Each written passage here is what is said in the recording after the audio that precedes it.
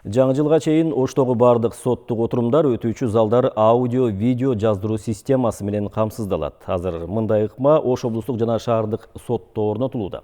Бул эреже жыл башынан тартып күчүнө кирген жазык процесстик кодексинин ченемдерине камтылган талаптардын бири. Санариптештирүү алкагында аймактагы сот мекемелеринде жүрүп жаткан иштер туурасында кабарчыбыз Миргүл Бокошова. Соттук укуктук реформа негизинен 3 багытты камтыйт. Сот иштерин автоматтык түрдө бөлүштүрүү, соттук отурумдарда аудио-видео жазууларды камсыздоо жана автоматташтырылган маалыматтык түйүнгө туташуу.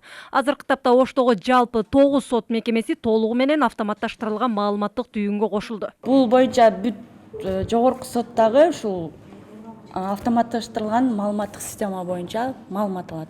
Мурда биз кагаз түрүндө каттап, ал бизге бир кыйла бир аз оор болчу. Азыркы учурда ошо онлайн режим боюнча электронный жеңил болуп атат. И төрагага дагы ошол деланы электрондук система аркылуу гана жөнөтүп коебуз. Ал ошол электрондук система аркылуу бөлүштүрөт. И биз отчетторду дагы азыр электрондук система аркылуу тапшырып калдык. Маалыматтык түйүнгө туташууда талапка жооп бербеген сот мекемелерин оңдоп түзөө зарылдыгы келип чыккан. Атайын ылайыкташтырылып, 2017 жылы биринчи жолу Чоңалай райондук сотунун имараты гана курулган. Сөзсүз сот кызматкерлеринин иштөөсүнө тоскоолдук жаралат. Жарандардын сот процессине катышуусуна тоскоолдук жаралат. Мүмкүнчүлүк жок. Ошону ачык айкындуулук, маалыматтарды эркин алуу максатында реформанын алкагында ушундай иш-аракеттер жүргүзүлүүдө. Ал эми сот залына аудио-видео жаздыруучу тутум орнотуу, онлайн тартибин киргизүү соттук реформадагы коомчулуктун талабы. Жабдуулар Ош облустук жана шаардык сот мекемелериндеги залдарга орнотулду. Соттук отурумдарды жазуу дискке көчүрүлүп, соттук иштерге тиркелет.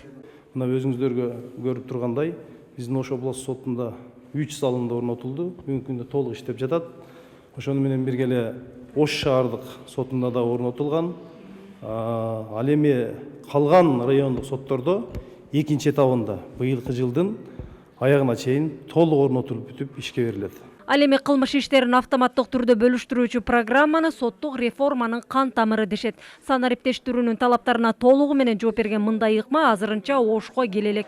Программа өндүрүшкө алынган соттук иштерди судьяларга жарандык факттардын кийлигишүүсүз бөлүштүрөт. Натыйжада ар бир судьянын канча иш карагандыгы, кандай өкүм чыгарганы ачык маалымдалып турат. Миргүл Бокошова, Мыктыбек Турдубеков, Ала Тоо 24, Ош.